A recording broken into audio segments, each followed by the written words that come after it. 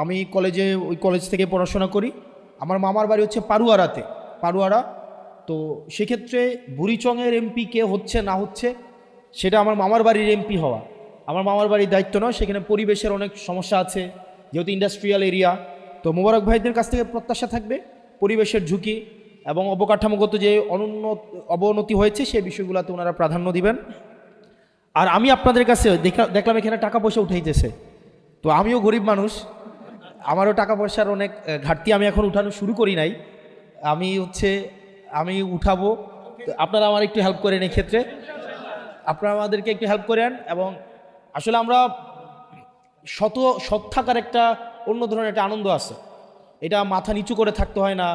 তারপরে আমরা খুব আল্লাহ আমাদেরকে অহংকার আমাদেরকে না দিক, কিন্তু আমরা বলতে পারি যে বাংলাদেশে কেউ আমাদের কাছে একশো টাকা পাবে না, কেউ এসে 100 টাকার জন্য বসে থাকবে না, আমাদেরকে নির্বাচন কমিশন ঋণ খেলাপির জন্য আমাদেরকে বাতিল করবে না। আমাদের কাছে এই আত্মবিশ্বাসটা আমাদের আছে। আমরা জনগণের টাকা মেরে দেই নাই, আমরা জনগণের টাকা মেরে দিয়া নিজের সন্তানকে বিদেশে রেখে বিলাসী জীবন আমরা করি নাই। আমরা জনগণের টাকা নিয়ে আমরা ব্যবসা করে সেই টাকা বিদেশে ছেলের নামে মেয়ের নামে আমরা পাচার করে দেই নাই। আমাদের এই আত্মবিশ্বাসটা আমাদের আছে। আমরা প্রয়োজনে মানুষের কাছে ভিক্ষা নিব, আমরা প্রয়োজনে মানুষের কাছে চাইব, প্রয়োজন পড়লে মানুষ আমাদেরকে দিবে। এবং আমাদেরকে একটা বিষয় আমাদেরকে মাথায় রাখতে হবে, আমাদের একমাত্র পুঁজি কিন্তু আমাদের সততা। এটাই হচ্ছে আমাদের একমাত্র পুঁজি, এটা ছাড়া কিন্তু ভাই আমাদের পুঁজি নাই।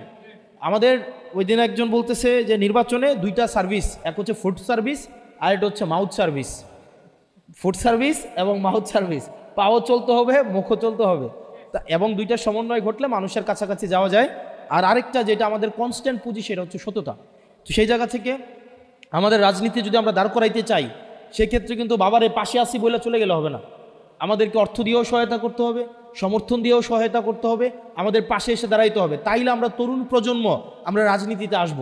কিন্তু যদি ব্যাপারটা এমন হয় যে আমাদের নির্বাচন করতে হলে আমাদের ব্যবসায়ীদের কাছে যাইতে হচ্ছে, আমাদের আব্দুল আওয়াল মিন্টুদের মতো যারা আমাদেরকে বলে ব্লাডি সিটিজেন, যারা হাসিনার আমলে গওহর রিজভী যার ব্যয় 2001 সালে যার টাকা ছিল 5 কোটি টাকা, এখন আসে হয়েছে 595 কোটি টাকা, অর্থাৎ পুরো হাসিনার আমলে 101 গুণ সম্পদ বাড়ছে।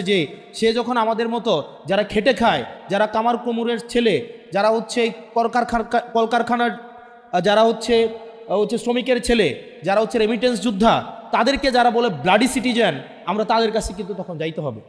আপনারা কি চান এই এলিটদের কাছে আমাদের রাজনীতিটা আমরা বন্ধক দেই? আপনারা কি চান আমরা এলিটদের কাছে আমাদের রাজনীতি বন্ধক দেই? আমরা যদি এলিটদের রাজনীতিটা, আমরা জনমানুষের রাজনীতি করতে চাই, যারা হাসিনার গওহর রিজভির সাথে যারা ব্যয় এর সম্পর্ক রাখে, যারা স্বরাষ্ট্র মন্ত্রণালয় শেখ রেহানার সাথে ব্যবসা করে, যারা আবার এসে আমাদের সাথে এলিটিসিজম মারায়, তাদেরকে যদি আমরা প্রত্যাখ্যান করতে চাই, আপনারা আমাদেরকে পাশে দাঁড়াইতে হবে। আপনারা পাশে দাঁড়াবেন তো? আমাদের পাশে দাঁড়াবেন তো? এবার আসেন, 12 তারিখ পর্যন্ত আল্লাহর দোহাই লাগে আত্মতুষ্টিতে ভোগা যাবে না। আপনি জিতে গেছেন, মানুষ শুধু আপনার কথাই কইতেছে, চারদিকে আপনার কথাই। আমি ব্যক্তিগতভাবে ধরেই নিতেছে আমার অবস্থান এখন সবার শেষে, এবং এটা ধরে নিয়ে আগাইতে হবে, এবং প্রত্যেক দিন এর আগের দিন থেকে বেশি কাজ করতে হবে। আজকে যদি 10 জন মানুষের কাছে যান, এরপরের দিন 12 জনের কাছে যান, তারপরের দিন 14 জনের কাছে যান। শুধুমাত্র তাদের কাছে যাইয়েন না যারা অলরেডি আপনার ভোটার বা আপনার জেতা ছিল, তখন আমার হাতত কামড় দিয়ে 500 টাকা লিছে। জীবিত অবস্থায় লাড়াচাড়া সবই হলো, আর মরার পরে লাশ ধরা যাবে না। কারণ জীবিত অবস্থায় কেউ বাধা দেয়নি, তো কেউ হারাম করেনি। ওই শালির মোটরসাইকেল নিয়ে ঘুরছে, একটা লোক হারাম করেনি, একটা হুজুরও হারাম করেনি, একটা পাবলিকও হারাম, কিন্তু মরার পরে বলতে হাত দেওয়া হারাম। আমার হাসার কারণ হলো, বাংলাদেশে হারাম কখন হয়? বাঁচলে হারাম না মরলে হারাম? আপনাকে কোনটা হারাম মনে হয়? আমার এলাকার এক মেয়ে মানুষ ভোটার ডান আছে। কার ডান আছে? ভোটার ডান আছে। আর স্বামী আবার আমার খুব ভক্ত। তো ওই মেয়ে মানুষটা পুরুষ মানুষের হাত ধরে ভোটের সময়, আমি দেখলাম। ওই আমারও ধরবার চাইছিল, এদিকে হুজুর হাতটা দেন, এরকম হাত ধরে এক বুকতলে আসে। ওই মহিলা মেম্বার এইরকম দিয়েছে, ভাই ভাই ভোট কিন্তু দেওয়া ভাই, কি টেকনিক্যাল উঠে গেছে। এবার মানে সগলের হাত নিয়েছে, গাওয়ার ঠেকাছে, বুঝছেন না? উই আর না উঠে পারে। তো এখন ওর স্বামীকে আমি বললাম, শোন, তোর বউ যে লাগিয়েছে এবার মেম্বার হলো, তোর এই বউ যদি মরে তুই কয় কাপড় দিব? তুই কয় কাপড় দিবি বল? তো কচ্ছে হুজুর আপনি আলেম মানুষ জানেন না মরে গেলে 5 কাপড়। আমি তো জানি না ভাই রে, যে মরে গেলে 5 কাপড়, বেঁচে থাকতে লাড়ালাড়ি, এটা তো আমি জানি না। আপনারা সত্যি করে বলেন, মরার পরে যদি মেয়েদের 5 কাপড় হয় এবং লাশটা যখন 5 কাপড় দিয়ে মোড়ায় খাটনিতে রাখে, তখন সমস্ত লোক বলে এই লাশ ঢাক, চাদর দিয়ে খাটনি ঢাক, মেয়ে মানুষের লাশও দেখা যাবে না, এ কথা বলে। জোরে করে কথা ঠিক কিনা? সব মেয়ে মানুষের দেখবেন লাশ আবার চাদর দিয়ে ঢাকে। ফেরেশতা খালি ঘরে আর কয় আল্লাহ এই জ্ঞাত অবস্থায় গোটা পাড়া একেবারে বেপর্দা হয়ে ঘুরেছে, আর মরার পরে এত পর্দা করতেছে। আল্লাহ কয় ফেরেশতা ওই দেশ হলো কোরআন ওয়াজ হয়, কিন্তু কোরআনের সমাজ না থাকার কারণে এই দেশে নারীদের অবস্থা এমন হয়ে গেছে। জোরে কোন কথা ঠিক কি না? যেই মাত্র হযরত আলী সালাম দিয়েছে, সঙ্গে সঙ্গে অন্দর মহল থেকে ফাতেমা এক দৌড়ে আসতেছে, কারণ স্বামীর জন্য দরজা খুলবে। আল্লাহ রাসূল বলেছেন স্বামী যখন দরজায়, বউ যদি দরজা খুলে দেয়, ও কিন্তু স্বামীর জন্য দরজা খুলল না, ও নিজের জন্য জান্নাতের দরজা খুলে নিল। এ মায়েরা শুনতেছেন? মা, স্বামী যদি দরজার ডাক দেয়, তাহলে বউ যদি এসে দরজা খুলে দেয়, ওই বউ স্বামীর জন্য দরজা খোলেনি, নিজের জন্য জান্নাতের দরজা খুলছে। গরিব মানুষেরা কিন্তু এই বউ দরজা খুলতেছে, কিন্তু ধনীকের ভাগ্য খারাপ। এর ক্ষেত্রে তোমার কলিং বেল আছে, এরা সালাম কালাম দেয় না, মারে টিপ। ম্যাডাম কোনোদিনও দরজা খোল না, কাজের বুয়া কয় দাও তো, সাহেব মনে হয় যাচ্ছে, কাজের বুয়া দরজা খুলতেছে। আমি বহু ধনী জিজ্ঞেস করছি ভাই আপনি যখন বাড়ি ঢোকেন দরজা খোলে কে? কাজের মেয়ে। ওই কোনোদিনও কোনো না, আমার বউ খুলে দিছে, এ কথা কোনোদিনও কয়। তার মানে ধনীর বউয়েরা জান্নাত পাচ্ছে না, কারণ ওরা স্বামীর জন্য দরজা খুলবার পারতেছে না। মাঝখানে এসে মা ফাতেমা ঘুরবে কে পড়ে যায়, দরজা পর্যন্ত আসতে পারে নাই। অন্দরমহল থেকে এই যে দরজা, তার মাঝখানে এসেই ঘুরমিয়ে খেয়ে পড়ে যায়। হযরত আলী দরজা থেকে চমকে ওঠে। এখন হয়তো আপনারা বলবেন হুজুর দরজা বন্ধ, ফাতেমা বাড়ির মধ্যে পড়ে গেল ঘুরমি খেয়ে, এরপরে হযরত আলী দরজা থেকে কেন চমকে উঠল? কারণ আলীর ভিতরে এমন একটা এলেম ছিল। রাসূল বলেছেন ইত্তাকু ফিরাসাতাল মুমিনিনা ফাইন্নাহু ইয়ানজুরু বিনুরিল্লাহ। জোরে কোন সুবহানাল্লাহ। এই আলেমদেরকে আল্লাহ এমন একটা চোখ দিয়েছে, এই চোখ কিন্তু এই 2 চোখ না, এটা বন্ধ করলেই এই চোখ খুলে যায়। আপনার বন্ধ করে দেখেন, আমি এখনই চোখ বন্ধ করলে কাবা দেখে পাচ্ছি, কিন্তু খুলে দেখে পাচ্ছি না, কাবা নাই।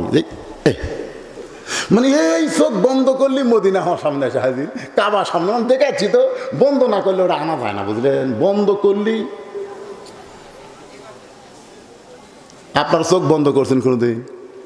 মানে এখনই বন্ধ করছে নাকি বাবা? এখন প্র্যাকটিস করে দেখো, সেই বাড়ি, বুঝলেন? হায় হায়, বাড়ি তো নয়, মনে হয় জান্নাত। চোখ বন্ধ করে দেখেন তো। মিছে মায়াই পয়লা তুমি করছো কত খেলা, পশ্চিমে তাকিয়া দেখো তোমার জীবনের ডুইবা যাবে বেলা। হলতালি চমকে উঠলেন, নিজেই দরজা খুললেন। দরজা খুলে ভিতরে গিয়ে দেখে ফাতেমা পড়ে আছে। স্বামী কপালে চুমো দেয়, বলে বিবি গো এইভাবে তুমি পড়ে আছো কেন? ফাতেমা বলতেছে আমার ভাগ্য খারাপ, এতদিন পরে স্বামী আমার দাওয়াতের কাজ করে বাড়িতে আসলো, আর আমি দরজা খুলতে পারলাম না, আমার ভাগ্য বড় খারাপ, আমার ভাগ্য বড় খারাপ। আলী বলে ফাতেমা তুমি কেন পড়ে গেলে সেইটা আগে বলো, তোমার শরীরে কি কোনো শক্তি নাই?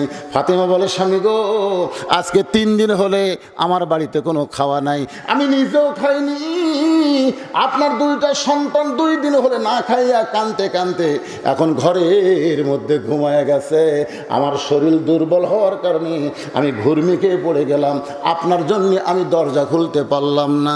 আলী কান্দে, পাগলের মতন কান্দে, যার বউটা 3 দিন হলে খায় নাই, সন্তান 2টা 2 দিন হলে খায় নাই, আর দরজায় বসে আছে কে? যেরকম দরজাত কে বসে আছে? কি ফকির? ঠান্ডা ফকির না গরম ফকির? যে সালাম দিলে এই মিয়া, এখন যদি আলী যায় ফকিরকে বলে বাবা ফকির ও বাবা, তোকে তো আমি কান্দত করে নিয়ে আসলাম বাবা, কিন্তু বাড়ির মধ্যে ঢুকে দেখতে যে আমার বউ 3 দিনের না খাওয়া রে, আমার সন্তান 2 দিন হলো খায়নি বাবা, মাফ কর রে, মাফ কর রে। এই কথা যদি আলী ফকিরকে বলে, ফকির তো সালাম দিনই যে দিছে, আর এই কথা বললে কি হবে? হযরত আলী চিন্তায় পড়ে গেলেন, কি করব? এমন সময় যে আয়াত দেওয়া শুরু করলাম, ইয়া আইয়ুহাল্লাযীনা আমানুস্তাঈনু বিস-সাবরি ওয়াস-সালাম ইন্নাল্লাহা মা'আস-সাবিরিন।